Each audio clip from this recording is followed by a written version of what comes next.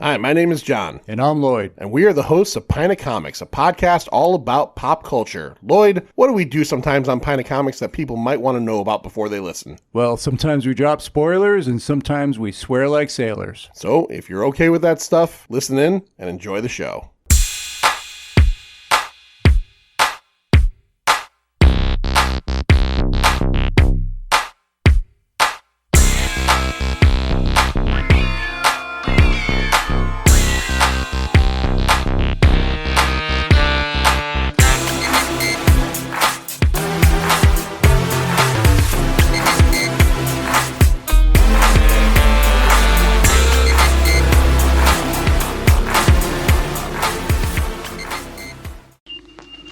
Seven.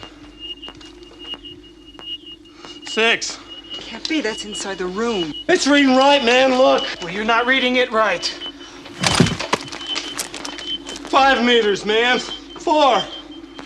What the hell? Oh my God. Oh, shit. Give me the light.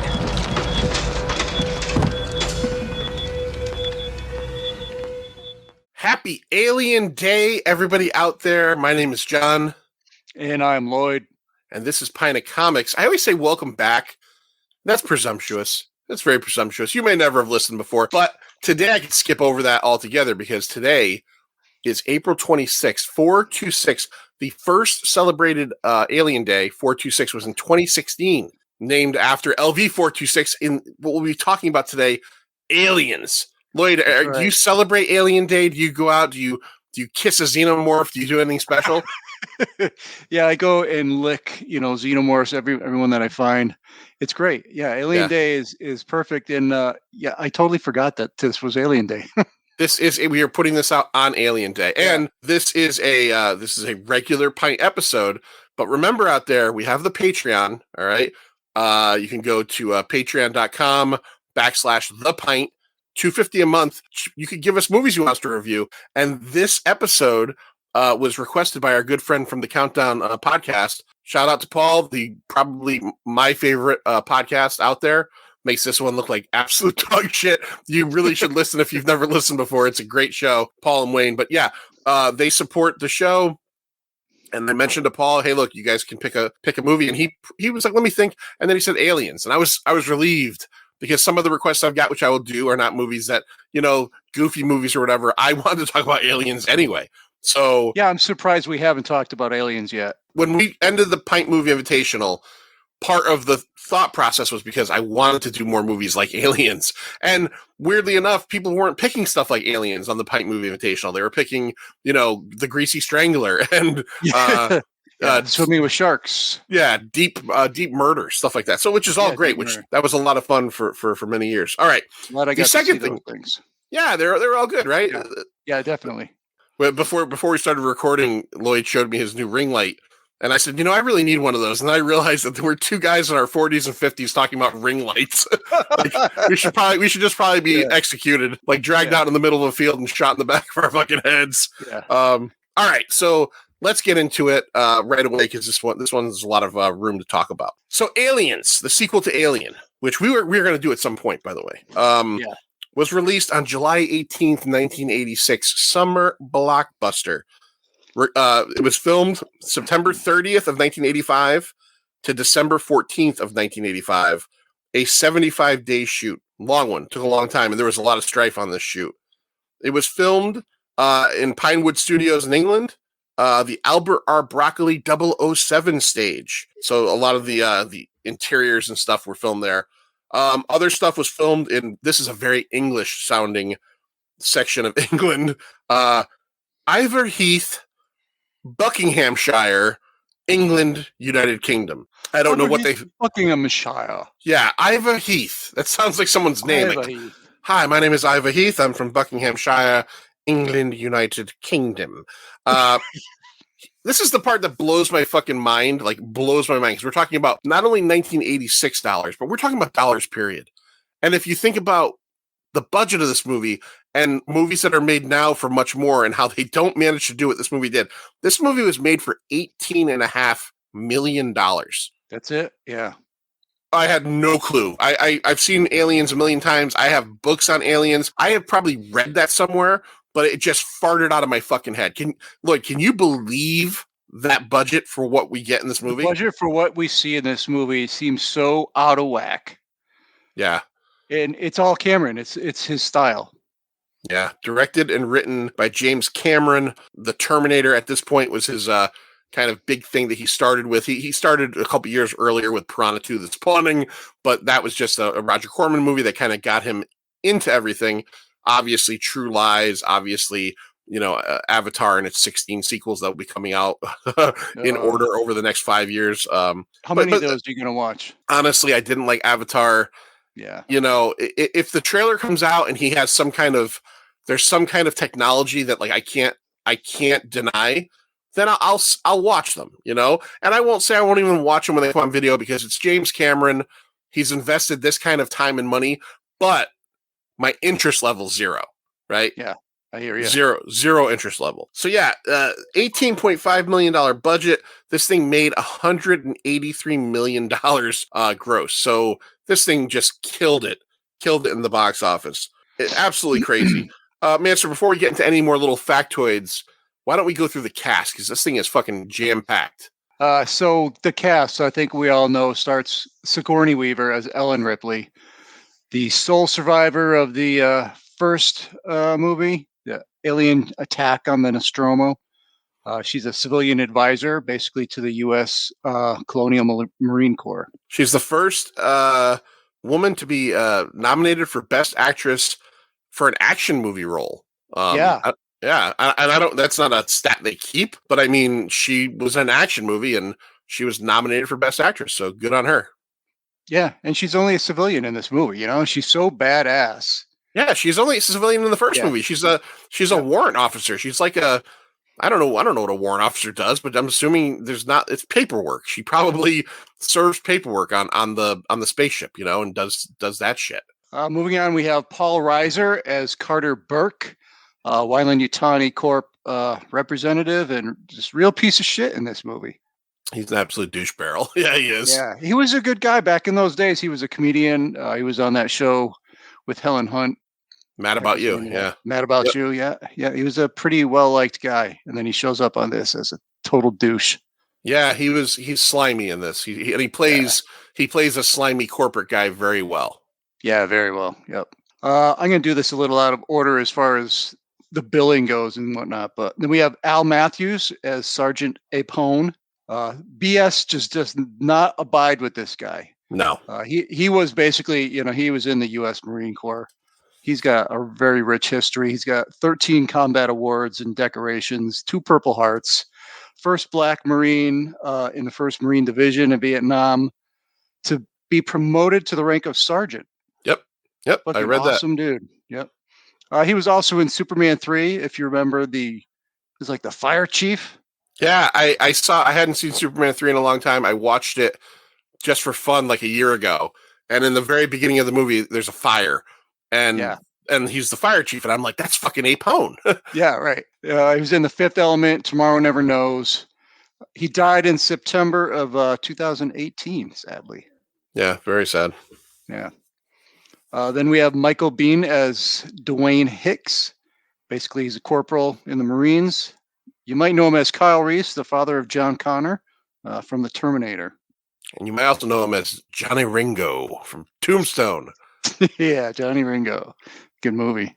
Then we have Lance Henriksen as Bishop, the android aboard the Sulaco. Boy, Lance Henriksen, he's been in everything, right? He's awesome. He is so awesome in this movie.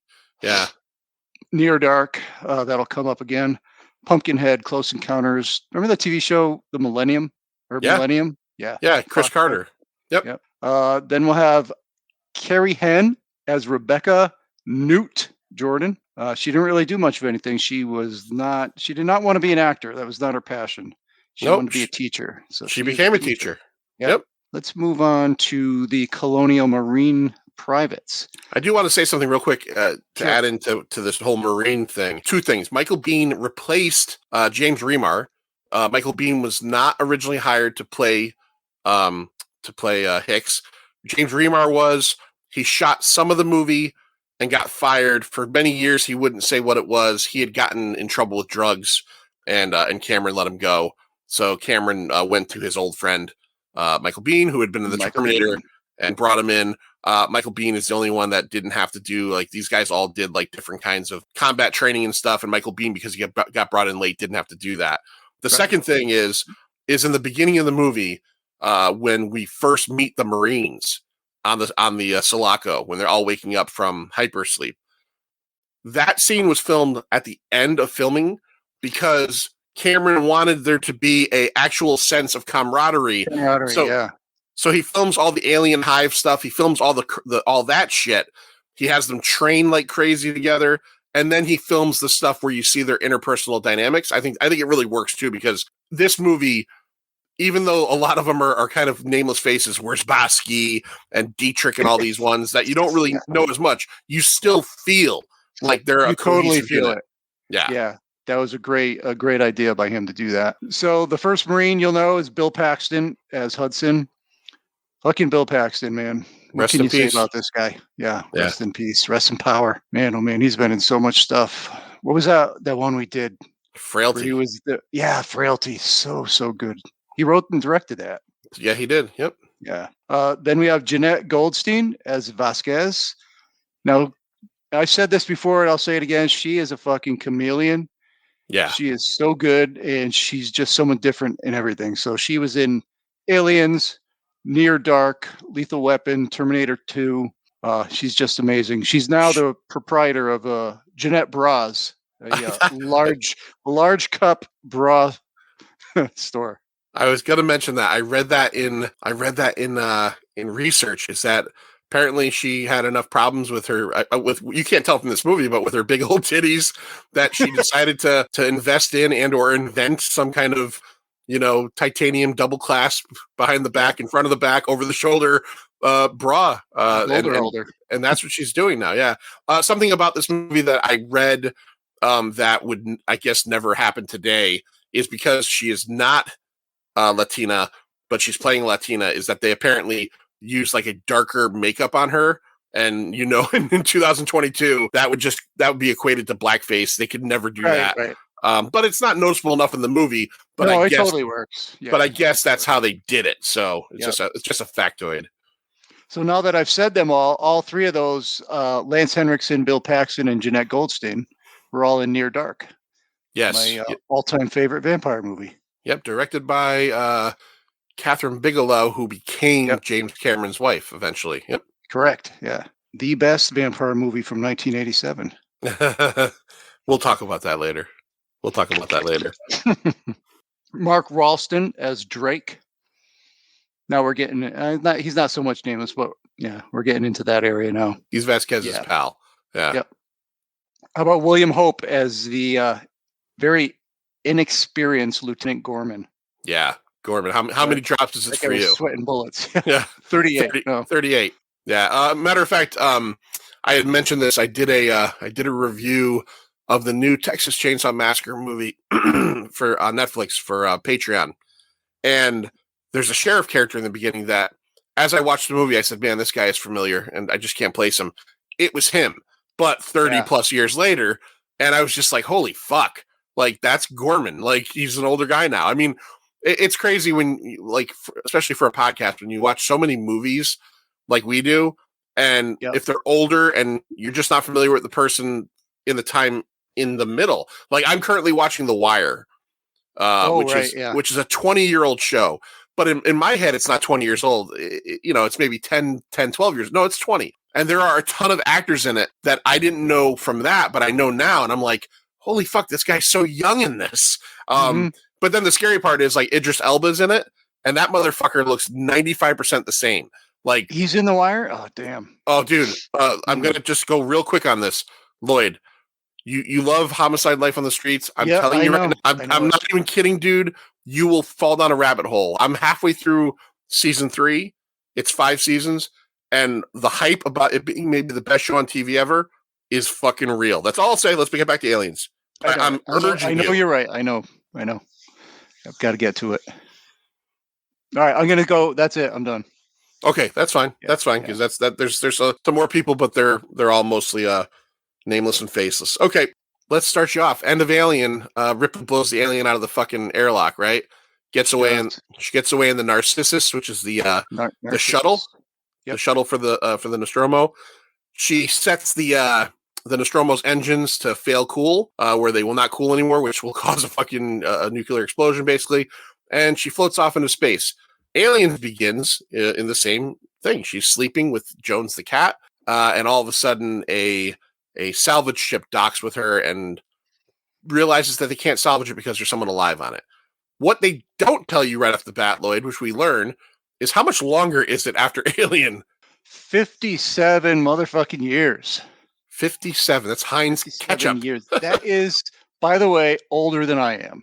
That is a couple years older than the You like Manster. to tell people I'm about 70, but nowhere close. I'm editing an episode today, which I don't remember what it is, where you actually make an old person joke about yourself, and I actually say, "Motherfucker, I didn't say shit." So fuck you. That's funny. So that she wakes up from the hypersleep. She meets the Paul Reiser character, Burke, who is a bureaucrat for Weyland-Yutani, which is the company. They call it the company throughout all these movies. And they're on a space station orbiting Earth. And essentially, she learns that it's 57 years later. And a daughter. They don't see. We're going to talk about this real quick. Did you watch the extended version or the regular version? This time around, I watched the regular version. Okay. So I do want to mention that there is an extended and a regular version, and I have most of the differences. We'll talk about that in a few minutes when we get into the plot a little bit more. But it's important to say they don't tell you, which I think is a weird choice in the regular version, that she has a daughter, because of the bond she forms with Newt makes more sense if you know that, right? That's the one scene that I think is weird that they omitted from the regular version. I mean, anybody could find this little girl who's scared and alone and, form a bond, and you get that. But Ripley's hurting and we don't know why. And I guess at the time, 1986, you're supposed to just think that all women have like a mother sort of daughter thing that they have going on. Yeah, I honestly think, and I get it. I'm not even saying what is it, 2 hours and 17 minutes, this movie? Yeah. Yep. So I'm sure they had to shave some time. Yeah, I think that one scene was a poor choice of shaving because it's literally Correct. like 2 minutes or 3 minutes long. But yeah, it would have helped. Ripley has to go through this tribunal, essentially, which is really weird. 57 years later, she's being held accountable by a company, by people that are younger than she is, for destroying the Nostromo. It's so fucking awful. Yeah, she tells her story. This thing got on board, and I had to do it. And they're like, "Yeah, you had to do it, but you didn't have to fucking blow up like this $300 million piece of equipment." And she's just like, "Go fuck yourself," and they close the case on it. She doesn't go to jail or anything, but now she's just got to live her life on this fucking space station. She gets a job as a loader. She says, basically working the docks on this thing, and Gorman and Burke come to her. Gorman being the lieutenant of this military Colonial Marines unit with basically a mission. And the mission is that there's a colony on the planet called LV-426, which in a lot of they don't ever say it in the movie, but in a lot of the supplemental material, comics and stuff, was called Acheron. That was the planet they landed on in Alien, where they found the ship with all of the fucking eggs on it, right? That's right. So they say, "Hey, look, we lost contact with this colony. People have been living there for 20 years. They're terraforming it." But hasn't she already told them at this point? Like she said, if there's people on this colony, how are they there? Because she knows. Oh no, she knows. She found out in the tribunal. She found out in the tribunal that this place has been colonized. But now they come to her and say, "What you don't know is we lost contact with them. And we're going to go down there, and it's going to be a straightforward, we're going to investigate it." She doesn't want to go. She's afraid, obviously. She's having night terrors. She has this great dream sequence night terror where she has the chest burster, and it looks like the most painful shit ever. The thing's sticking out, pushing out of her. She calls Burke back and says, "Look, you're going in there to exterminate them, right?" Yeah. And he lies to her and says, "Absolutely. We're going in there, wipe them all out." So she goes, "Let's go." There's your full setup. This whole thing James Cameron's a smart dude. maybe this is all intentional, maybe it's not, but this is basically a metaphor for women enduring sexism in the workplace with all the shit that she goes through. Oh, she absolutely does. Yeah. It's ridiculous. All the trials that she did, she fucking she saved herself. And a But cat. they fucking demote her. They put her on trial and demote her for everything she did, and it's ridiculous. Not just that, but 57 years ago, Yeah, I know. wouldn't you almost wouldn't you have someone come in and say, you know what, you being asleep for 57 years, they said basically she drifted through space, like they just didn't find her. Wouldn't you just say, you know what, time served? All right, time served.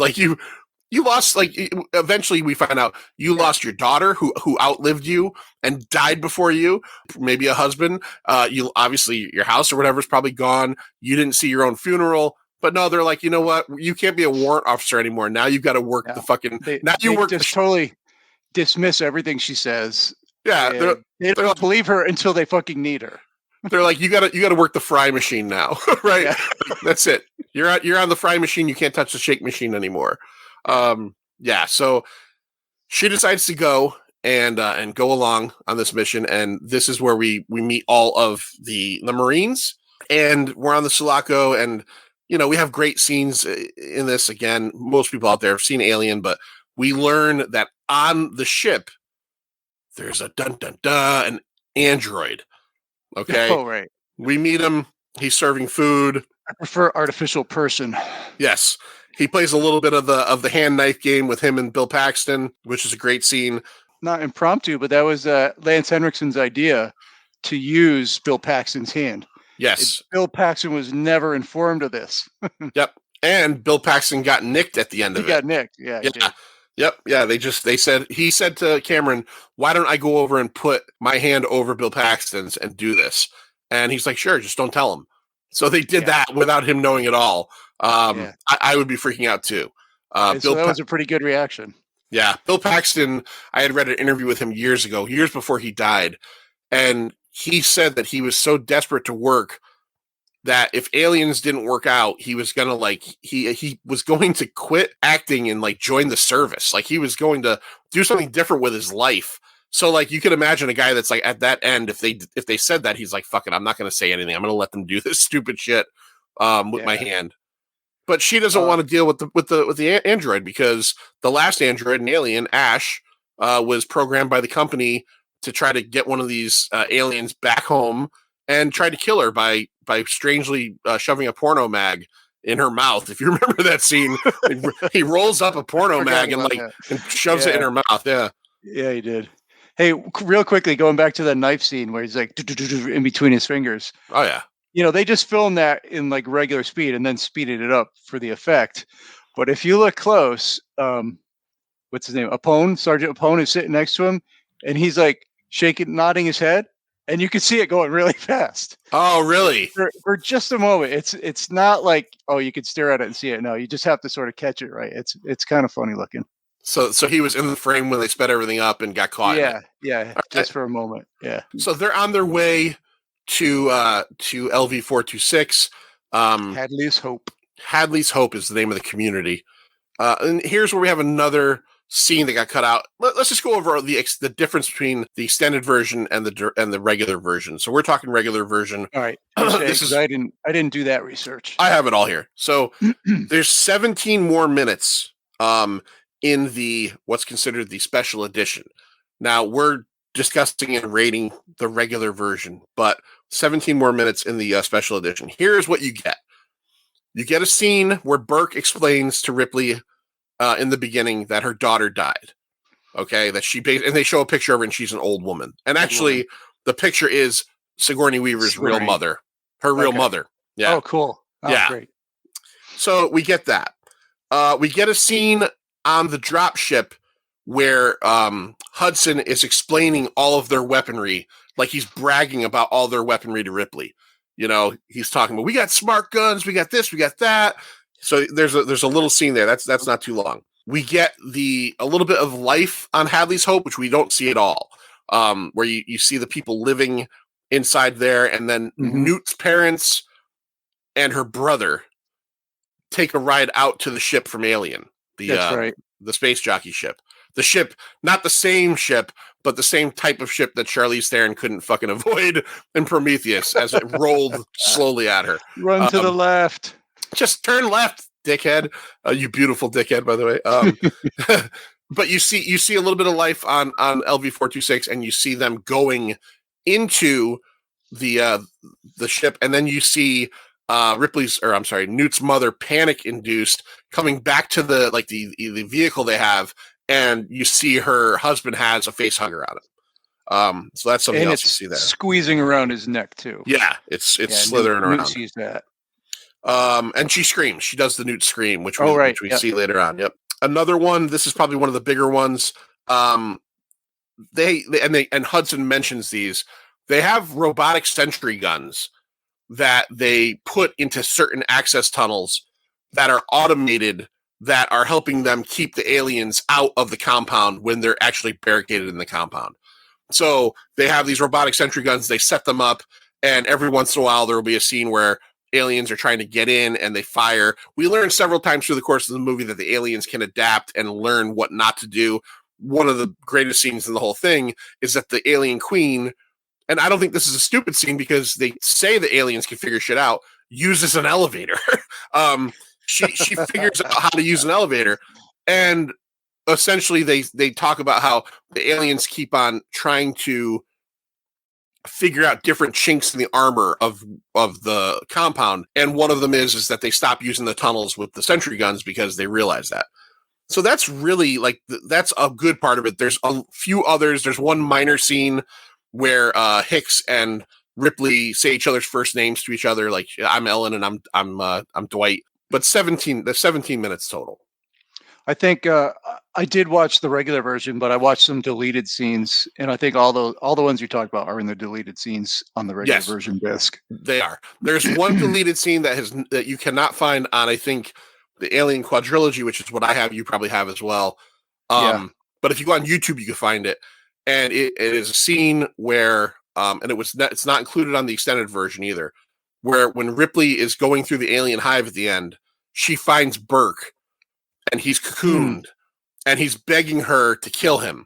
He's saying, I can feel it inside of me. And all she does is she gives him one of the grenades and walks away from him.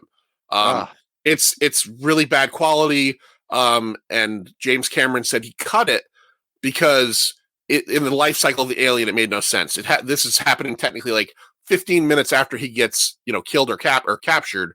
Oh, and okay. Yeah, he shouldn't be able to feel it already. So he said it was just a mistake on our part, and it really didn't matter.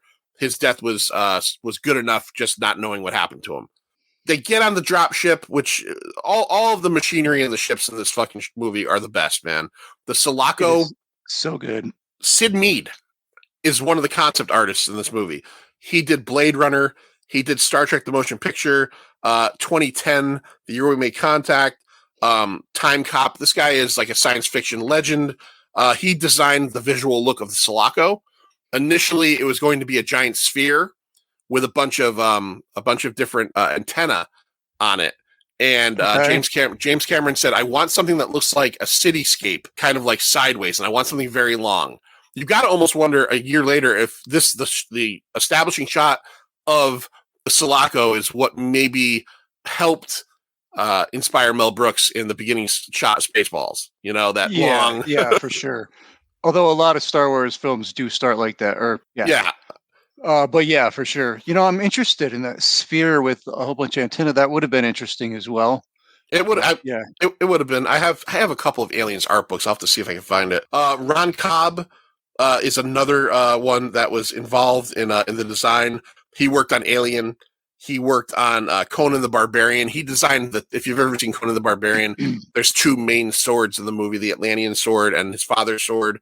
He designed those. He worked on Star Wars, all the Cantina aliens, Total Recall.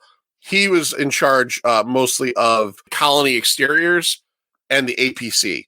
Now, you might be saying to yourself, why didn't they get Hans Rudy Geiger back, who designed the Alien very famously in the first movie?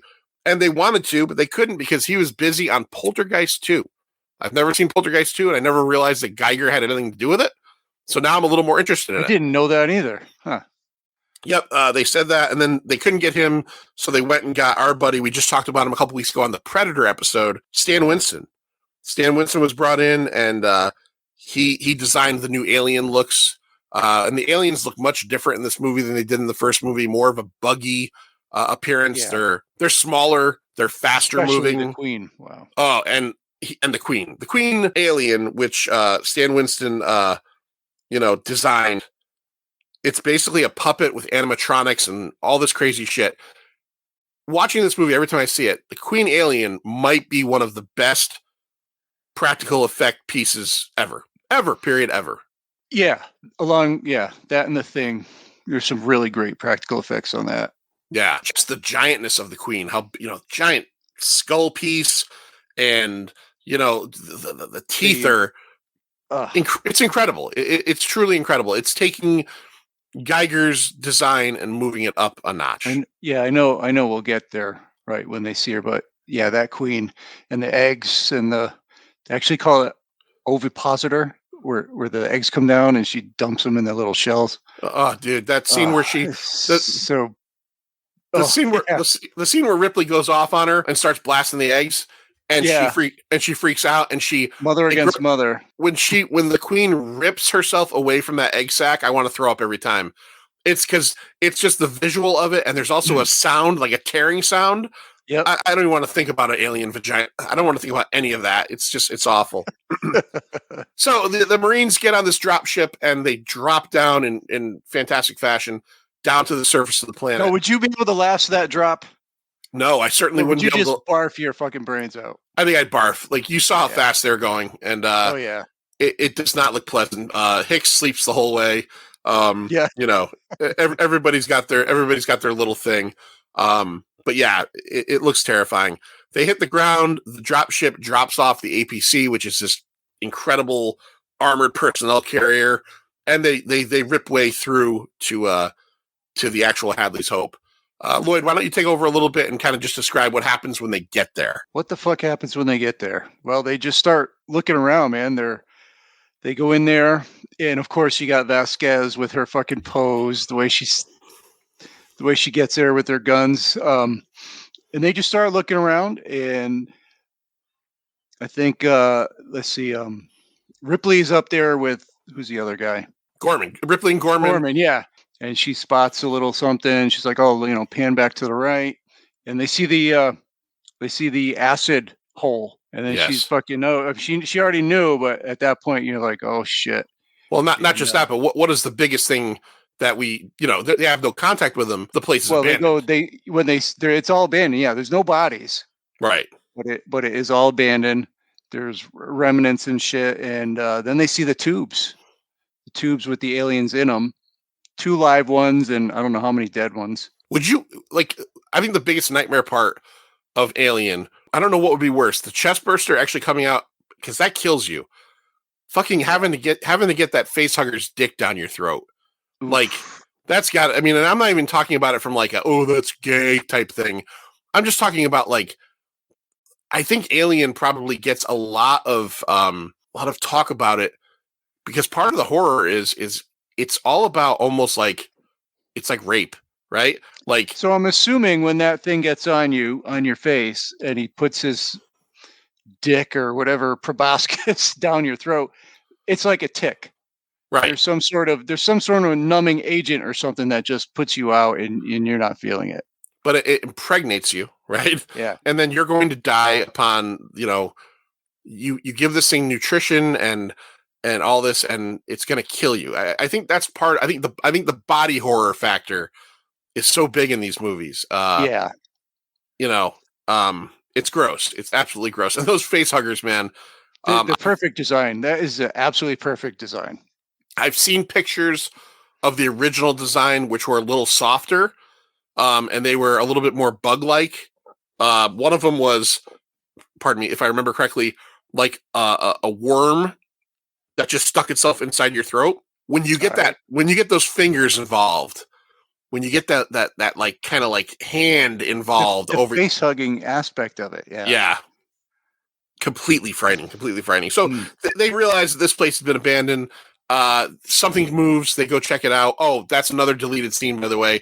There's a scene where the tracker goes off in this part, and when they finally get to the room that it's going off in, it's a hamster inside of like it's in a kid's room. Oh, really? So that's also an extended scene cut. But they eventually find this little girl, Newt, who has been living all by herself for who knows how long, since her parents brought this nightmare back. It's her parents' fault, by the way. We don't ever talk about she's that. scared of them. Yeah, she's afraid of the Marines. She doesn't know what's going on. Ripley eventually kind of comes in and calms her down. They start to determine, okay, there's a giant signal going on here, and it's in like the sub basement. Let's go check it out. This is where shit just goes wrong.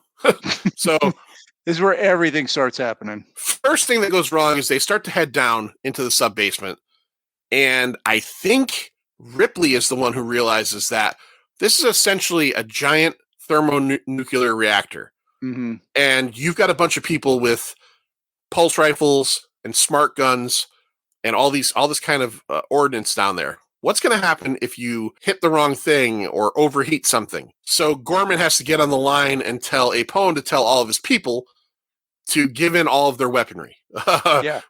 So they pick Frost, who's one of the guys, and he collects everybody's guns and bullets, and all that they're allowed to use are flamethrowers. So they have a couple flamethrower units, and that's what they're going to do. So now they're going into this unknown situation completely unarmed. Now, the second thing that happens is that they suddenly start to realize that it's very hive-like down there. It's very buggy. It's very like slimy, secreted kind of walls and stuff, right? Yeah, I can't even imagine the atmosphere, breathing in and maybe the humidity. It makes me feel like this is like sauna down there. Yeah, it smells like fucking garbage. Yeah, hot fucking alien slime bullshit. dripping. Yeah, not good. Not good. After they start to see this, they eventually run into some bodies. They find a body up on the wall, and some cocooned, all slimy. They've got boogers all over them. One of them takes his flamethrower or shotgun and lifts her head up. And as they lift the head up, fuck, she's alive, Manster. And it's panic-inducing. It's fucking, even to this day, I've seen Aliens 100 times. When she starts to breathe heavy and freak out, and you and I, as viewers of Aliens and as viewers of Alien, know what's going to happen, right? You know what's going to happen. Yeah, we know. Ripley's watching this on the APC, and she knows what's going to happen. She knows. Let's just put it this way: she's begging for them to kill them. The chest burster comes out, and from this moment, essentially, for the next 4 or 5 minutes, it's just fucking pure chaos. What's going on, Master? Yeah, no, they're just fucking aliens are coming out, right? Yeah, just springing out of the walls. They're picking them up. I'm just losing track of who's getting killed off. It's just the most of the no-name folks at this point. We lose Dietrich, who's the medic. She's the first one to get killed. She gets pulled up. The alien unfurls itself, grabs her. As it grabs her, lifts her up. She lets her flamethrower off and hits Frost, who has all the armaments. He goes flying down the the stairwell, and then he eventually blows up. And while this is happening, we didn't mention that Vasquez and Drake actually kept their firing gear. They start to fire the smart guns everywhere, which is they're just fucking shooting everywhere. It's pure panic on both ends. The only one that's keeping her cool is Ripley, because Ripley's chaos. Yeah, Ripley knows what's going on, and like Hicks on his end, is fighting his way through it. But back and forth, Apone gets taken down. Most of these people get taken down. Eventually, Ripley just says, "Fuck this, Gorman! You're not doing anything." She just takes over. Yeah, she's like, that's it. You're done." Takes over, drives the APC into the fucking hive, and saves the people that are left alive. At this point, we have Vasquez left. We have Gorman, who was on the APC anyways. Hudson and Burke. Burke is alive still. He was on the APC. Hicks is still alive, and Drake almost makes it.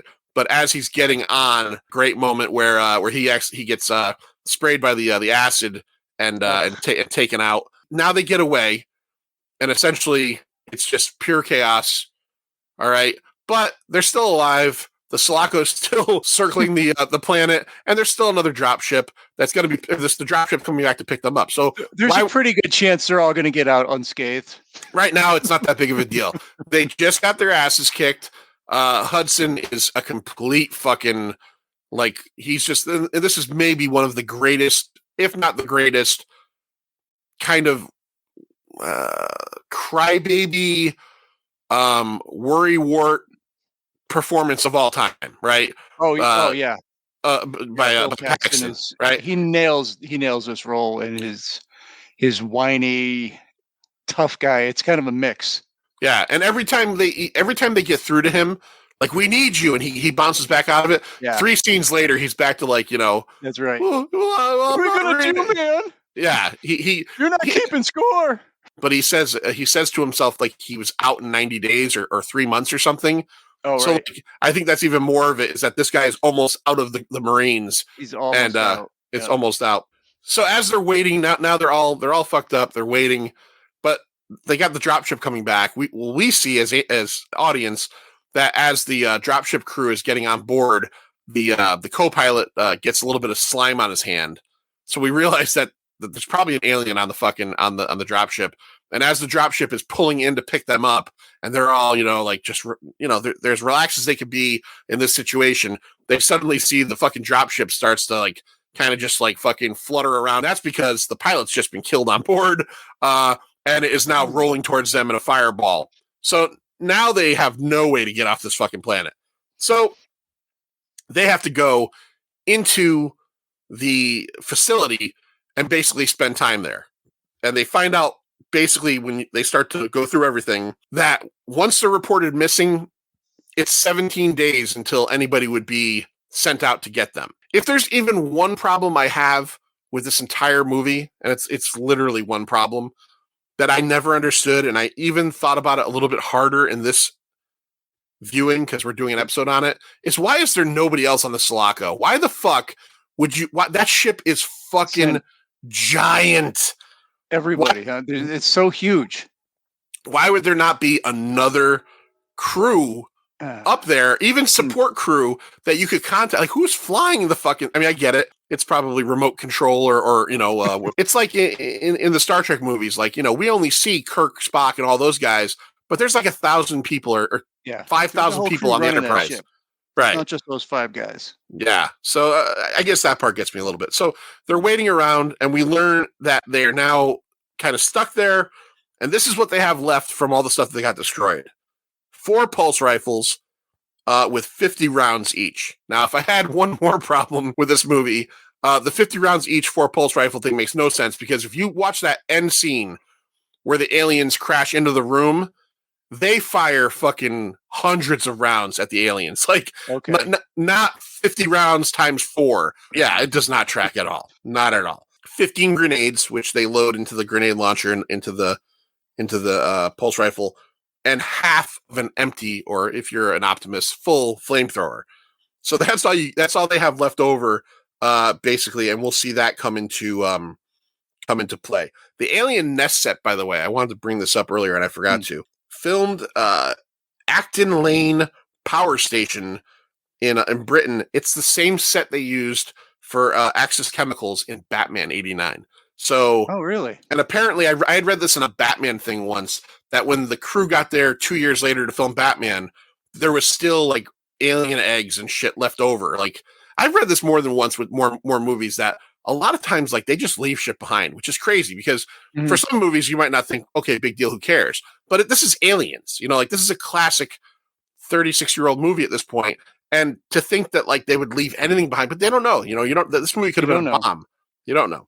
So we kind of have this is where we kind of get the crew just kind of waiting everything out, and one of the things that happens is we eventually learn that that Burke is a real scumbag, because he basically tells Ripley that he's interested, very much like Ash, in bringing one of these aliens home.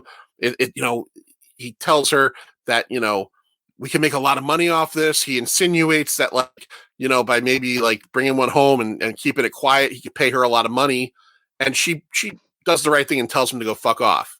That's right. And it's Burke. He basically set up the whole thing. Right. He sent the colonists out. He sent the colonists out to do that. Yeah.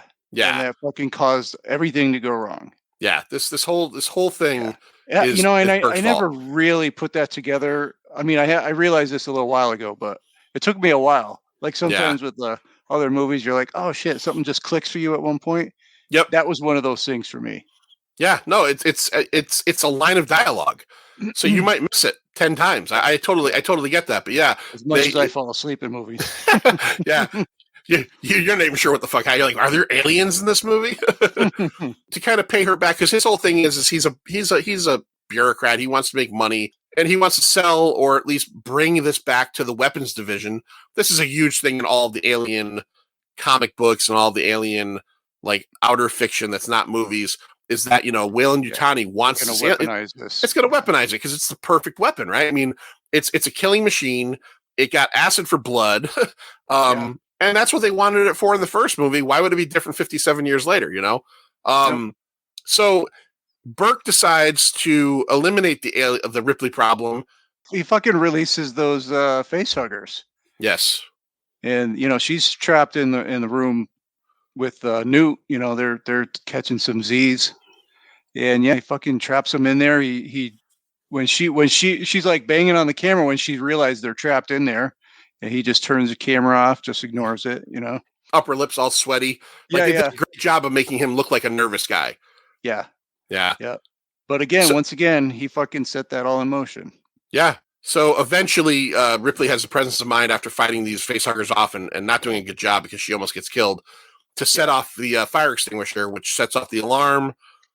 Hudson, Hicks, Vasquez, everybody run down to the medical center and blast their way in, save her life. They kill the facehugger, and she basically says it was fucking Burke. Burke's like, no, it wasn't me. And she's like, it was totally you. This is what you were going to do. You were going to sabotage the Marines' cryo chambers on the way home, so they just fucking die in their sleep. And you were going to have me and Newt as like fucking baby mamas. Impregnated. Yeah. Baby mamas. And then you could give us to Weyland-Yutani. And at that point, Hicks, who's in charge, is like, well, we're gonna assassinate you, or what's a better word, execute you, right? Just as he's about to do time. that, murder time. And just as he's about to do that, the lights go out, and this, for my money, now this movie's filled with tension. This, for my money, is one of the greatest film scenes, in my opinion, of all time. Is the scene where Hudson is reading the scanner. And it's going down and down and down. You're getting closer and closer. You think you're on the other side of the door. Right. They're within the barricade. Okay. Now they're 9 meters in. That's outside the door. They're 6 meters in. That's impossible. That's inside the room. And you get that moment, that scene where Ripley looks up slowly and Hudson goes, slow look. Oh no. And you all have the same realization, that these things are in the fucking ceiling. And Hicks gets up, climbs up on a little, step stool or desk or whatever, and takes a flashlight. And it's a fucking. I can't even believe anybody would do that. Well, Hicks is the man's man, Lloyd. Yeah. He's more of a man than me, more of a man than you. More of a man than me. Yeah. That's right. Because I wouldn't do it either. He gets up and he lifts up that little slat, flashes the flashlight, and as he turns and faces camera, we see like fucking 10 of these things. It seems like layers of them. Yeah. The first time you see it, it's like, oh fuck. And this is where I want to bring up the music to this movie because it's an important part. You get that. I think I've actually in doing the research, they call it the alien sting. It happens a few times in the movie where it's just that like horn, like it's a terrible example. Maybe I'll drop in a sound if I can figure it out. Where he drops to the ground and just starts shooting at the ceiling, and they all just start fucking shooting, and it goes totally crazy. In this scene, they shoot way more than 50 rounds per 4 pulse rifles. Totally, because then you got to remember Ripley has at least Ripley restocks, so forget that. They all managed to get away. Burke locks them out. Burke leaves early, locks them out, but he himself gets caught by an alien, and we find out later on in the movie. We find out later on in the deleted scene, if you saw that, that he's been cocooned. but they're all basically getting away now. They're all trying to get to the next drop ship, which, by the way, Bishop is gone through this incredibly small tunnel, which the scene makes me want to throw up every time I see it, to get close enough to patch into the Sulaco to remotely bring a dropship down. Now, Manster kind of alluded to it before. Why are they in such a rush to get the fuck out of here? We kind of didn't talk about this. Well, yeah, because the damaged ship is going to heat up and everything's going to overheat, and it's going to just fucking cause a nuclear reaction down there. Yeah, this place, as they said earlier, is no bueno. It's no bueno. It's slowly going to fucking count down to a giant nuclear explosion. The reactor's been damaged, so they've got to get the fuck out of there. So Bishop is trying to hail another dropship off the Sulaco, and they're trying desperately to get away. Two things happen when they're trying to get away.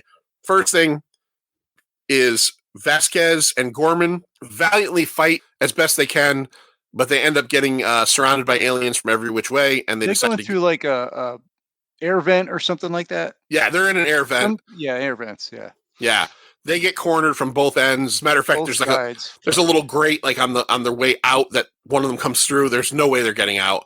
No. They take a grenade and they go together. That was good. Yeah, you always were an asshole, Gorman. And their explosion, though, rocks Newt so hard that she falls down this this vent shaft and ends up getting taken by the aliens and another classic awesome scene where she's down below and she's in the water. Yeah. Right. Yeah. And fucking her face is there, her head is up, and then you see the xenomorph rising behind her. Whew, it gives me goosebumps just thinking about it now. Lindsay knows I love this movie and she has no interest in it. And when that scene came up, I said, watch this scene. Just because it's so good. You see the tail come out first, and then you just see this giant fucking black, horrifying, hulking, bug-looking motherfucker, and this little, like, 4 foot tall little girl holding her teddy bear, you know? Yeah. Now, here's where we get the whole bit that I was kind of talking about before, where if we had that scene earlier with Ripley and her daughter having died, we would really understand her need not to leave Newt behind. Now, nobody's going to want to leave a little kid behind. Right. But you've got about 15 minutes to get off of this planet. And now this little girl's missing. So Hicks gets gravely injured as they're getting on an elevator. An alien gets in. It ends up spraying acid on him. They get it off of him, but he's hurt now. So Ripley gets Hicks back to Bishop and the dropship. Bishop. So we got Bishop, Hicks, and Ripley. That's it. That's and Newt at this point. And she says, "I'm going down to find her, and whether or not I get back in time, oh well." She restocks. We have this great fucking macho moment where she takes a pulse gun, she takes a couple rounds, she takes some flare markers, she takes a bunch of fucking grenades. She ties it with duct tape to a fucking flamethrower. She makes a double fucking shot motherfucker, and she goes back in and back down again. She's real good. I don't know. I could be wrong. I think that the female voice that's reading off the timer is the same one from the Nostromo. It sounds the same. That's a factoid. I never tried to make that connection. And I didn't time it, but I did read that from the time the timer says 15 minutes, it's 15 minutes until. Oh, I read that too. Yeah, it's all done, right? So she goes back down, and she goes right into the belly of the beast, and she essentially finds Newt and manages to save her from a face hugger. Pull her out. Yep. But she's being shadowed by all the aliens, but the aliens aren't attacking her, and you're wondering why. But then she runs into a room where something really weird's happening, Master. What does she find in the room? Yeah, we kind of talked about it a little bit. That's the room where we see the mama bear. Yeah, laying all her eggs through her tube there. That conjures up some really just creepy images, creepy feelings. Creepy paper. Creepy paper. It's gross. It's gross. Like when it's spitting the eggs out and the little larval thing, and they're all slimy. Like, they're Jesus slimy. Christ. It's sort of fucking weirdly sexual. It's gross. One of my favorite bits in the movie is when Ripley is down there and the aliens are approaching her, and she just looks at the queen and tilts her head like, "You better tell these motherfuckers to move back." When they don't, she starts shooting eggs. It's fucking great. It's fucking great. Yeah, it's kind of like, "You're gonna make me do this, huh?" Yeah, that kind of look. Yeah, it's Mama. It's honestly Mama Bear versus Mama Bear. Exactly. One of the greatest action movies of all time that we have, and it's two bad bitches at the end. It's not Arnold Schwarzenegger. So good. So she basically just says fuck it and starts fucking grenading the fuck out of this room. Torching everything up, yeah. Torching, grenading, blowing up fucking face huggers. The fucking Queen alien's just screaming like a motherfucker. Yep. And her and Newt catches herself.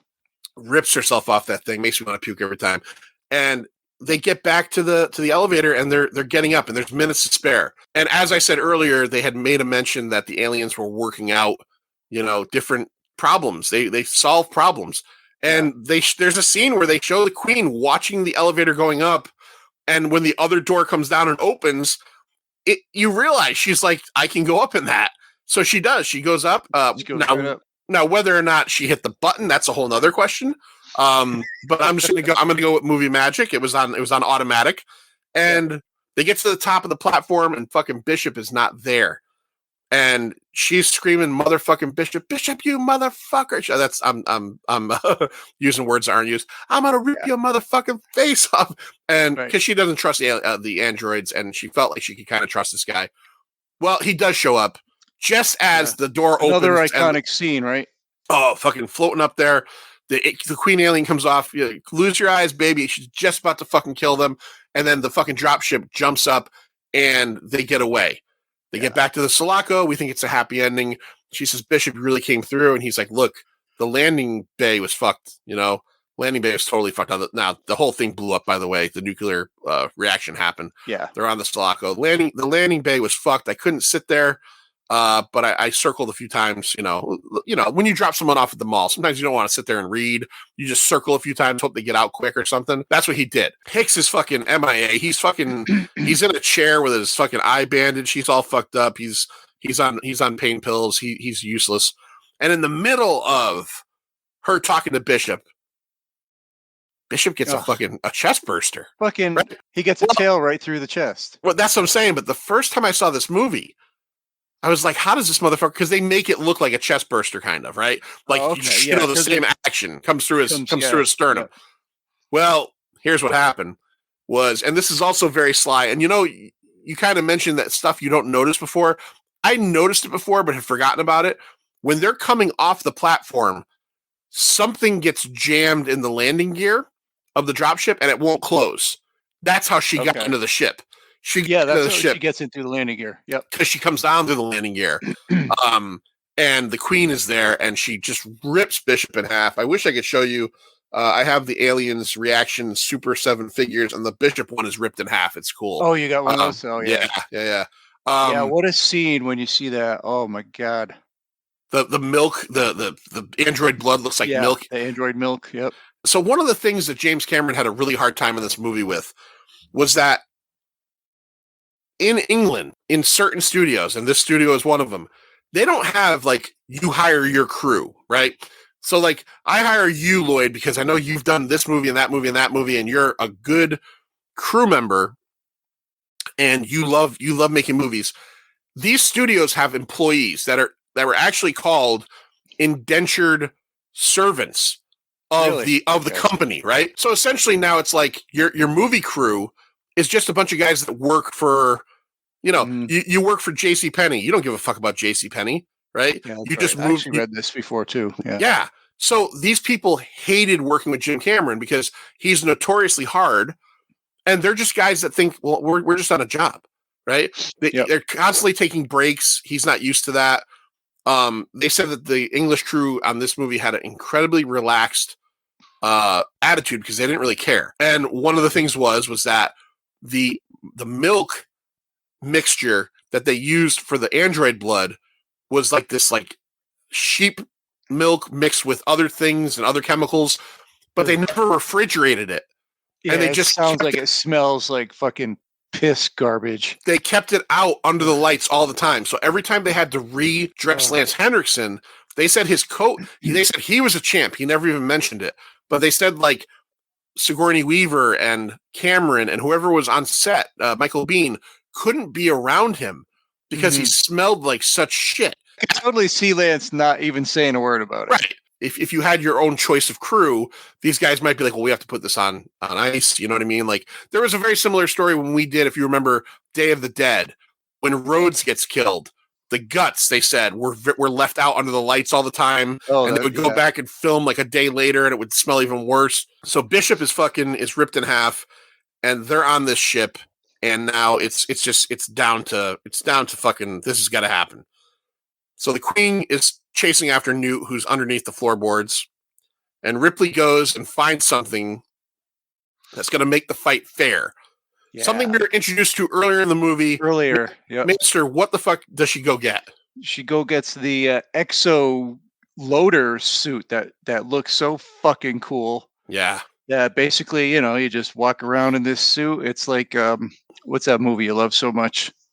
Oh, Pacific Rim. Pacific Rim, it's like a suit like that. You control it and you can pick up, big heavy boxes and all kinds of shit. Hydraulics. It's fantastic suit. She fucking loads that thing on and uses that to fight the bitch. Apparently, after this movie came out, James Cameron was getting inundated by companies contacting him to ask him how to make the power loader. Like they thought it was real. It's an effect, obviously. It's a movie. It's a movie. But I mean, think about companies that use forklifts, how awesome that would be, or how much easier that might be. And also as a pilot, how awesome that would be to fucking do that. So she goes, she gets the thing, she comes out, and in one of the greatest scenes of all time, yet again, get away from her, you bitch.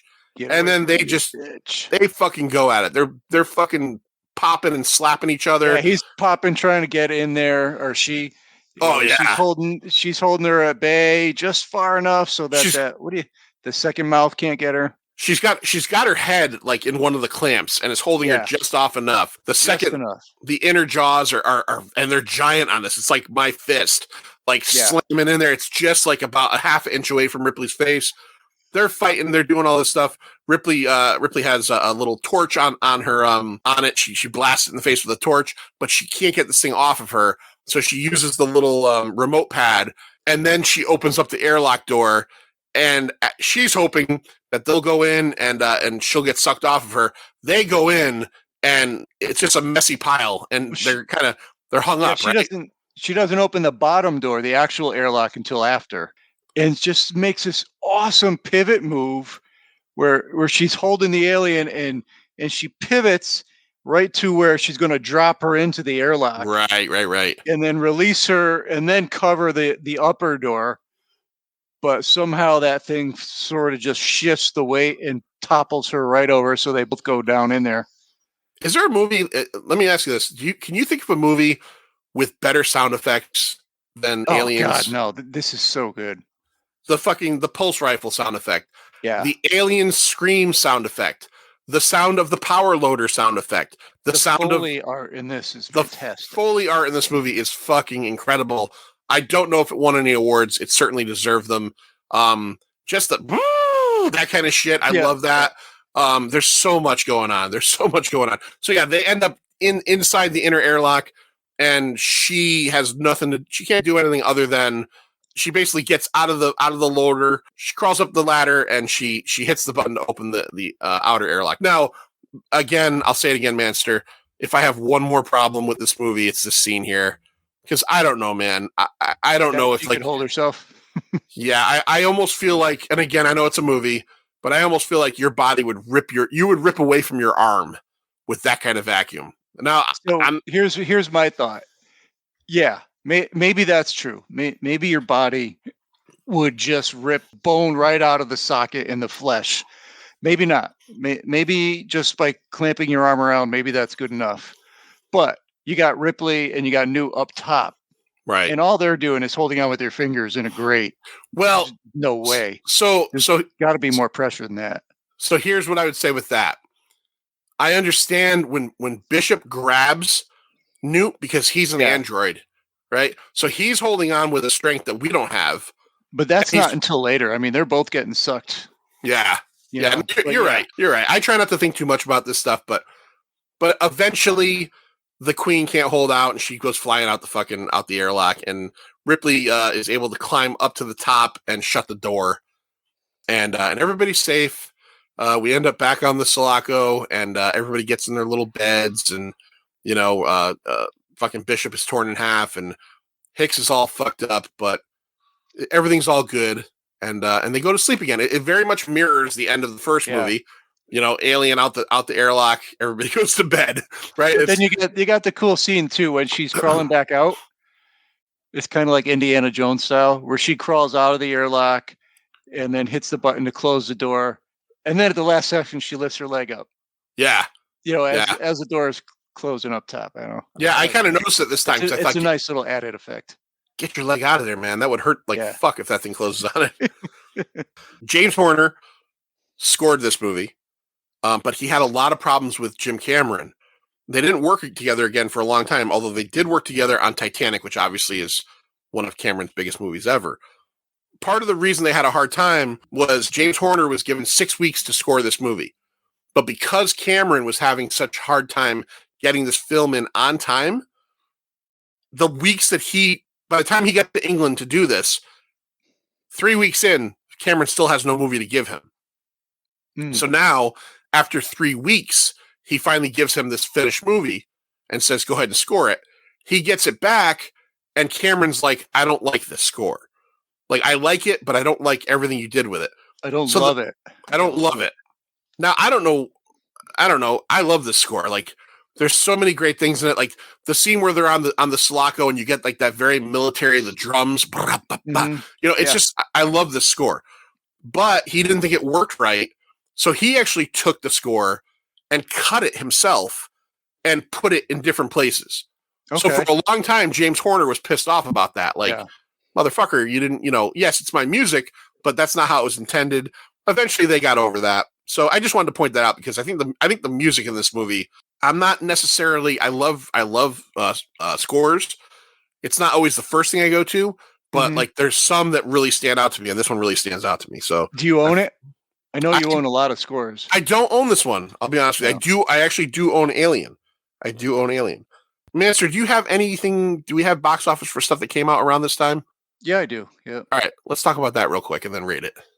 So for the weekend of July 18th through July 20th, 1986, 2 movies were released that week that are on my list. Number 11 that week was Vamp. Oh, Grace Jones. Yeah.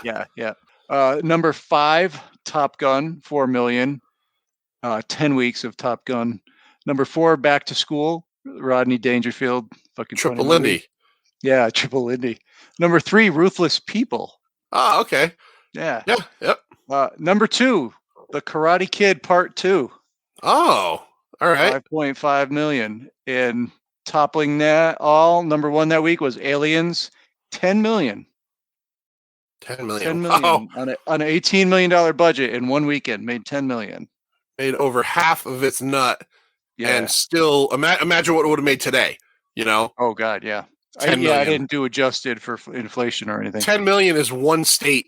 Like, that's what it made in Arkansas on the Friday night. You know what I mean? Yep. So I'll give you the top 10 for that year. Top 10, number 10, Ferris Bueller's Day Off. Oh, yep. 70 million. Number 9, Out of Africa. Never saw it. No, it's like an adult movie, and I was a kid. And... right, it's an adult movie. Yeah. Yep. Number 8, Ruthless People. Yep. Number 7, Star Trek 4, The Voyage Home. Oh, double dumbass on you. Number 6, The Color Purple. Adult movie, never saw it. Another adult movie. Number 5, that's where Aliens comes in. Aliens, number 5, 85 million. Number 4, Back to School. Number 3, Karate Kid Part 2. Number 2, you call that a knife? That ain't a knife. Oh, fuck. That wasn't a movie. That was a phenomenon back then. Right. Crocodile Dundee, 116. And number 1 that year, 1986. Come on. Oh, 86. They are making a sequel.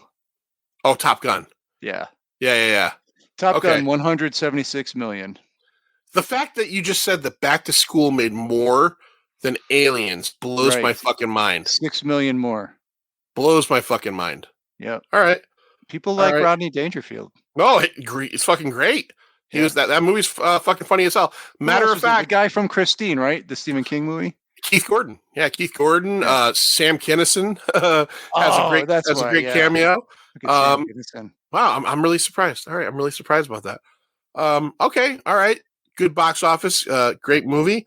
Before we rate it, once again, don't forget patreon.com/the pint. And you can tell us what you want us to talk about. We'll do it. Some of them will be here on the regular show. Some of them will be just for Patreons only. Again, I want to thank Paul Prezulta from the Countdown, which I was not kidding, is a fucking great show. If you've never listened to it, we were just on it a few months ago. Those guys are awesome. I listened to their newest episode today with our buddy Stu on it. Really, really did that good come stuff. Out today? It was. I'm a you patron. got the Patreon. Yeah, I'm a I gotta patron. wait another day. I've been meaning to patronize that, but get right on it, man. I know. They do some great stuff. They do some great stuff. Better than Pint of Comics. Way better. Way better. Totally better. We love you guys. We do love those Wayne guys. And Paul, you're the best. All right, let us do it to it. Scale of 0 to 5, quarter, and half scale optional.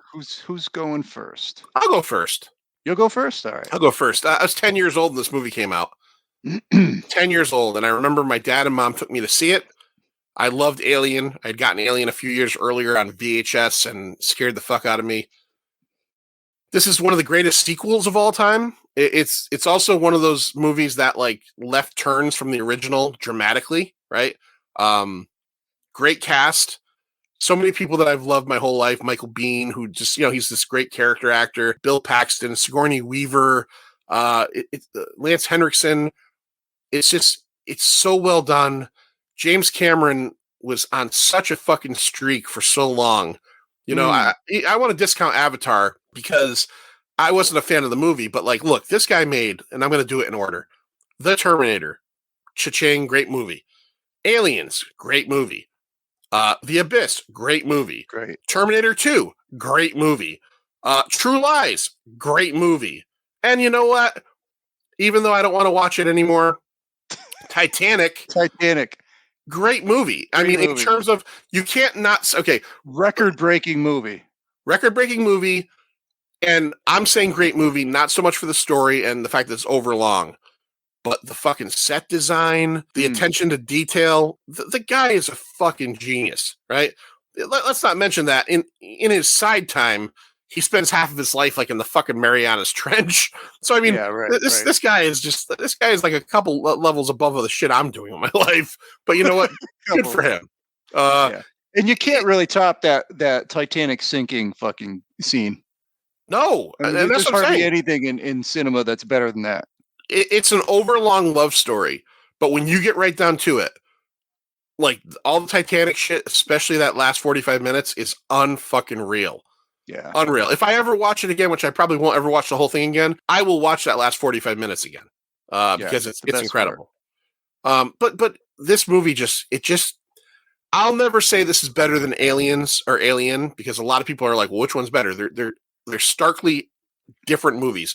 You've got a haunted house horror movie versus a horror action movie, right? Action. And I think that they're both great for many reasons, but Aliens couldn't exist without Alien. So there's that. It's incredible. If I could insert Aliens into me somehow, I would. Penetrate me, I'd let it. This is again, as long as you don't have to deal with the stomach bursting. As long as I don't get chest bursting. As long as the alien pulls out and blows on my face. So I'm giving this a 5. This is a 5-star movie to me. If there were more stars, I'd give it to him. And I also want to bring up the fact that I would also give the extended version 5. I think it adds to it. All right, so 5 with a little bit of talk about an alien coming all over my face. Manster, what do you give this? You're dropping a 5 bomb on this. Wow. Yep. Good for you. Good for you. This movie is slicker than the first one. Yep. But it still manages to be dirty and gritty. It pulls no punches. Everyone's interesting. with the exception, there's just a few throwaway characters, but everyone else is just totally interesting and great, and they each have their quirks and everything you like about them. To me, it's a little bit long, just a little bit. I think you may have been able to tell. I kind of got a little confused in the middle there. Yeah. But it's got some great world building, and I really like the use of women in this story.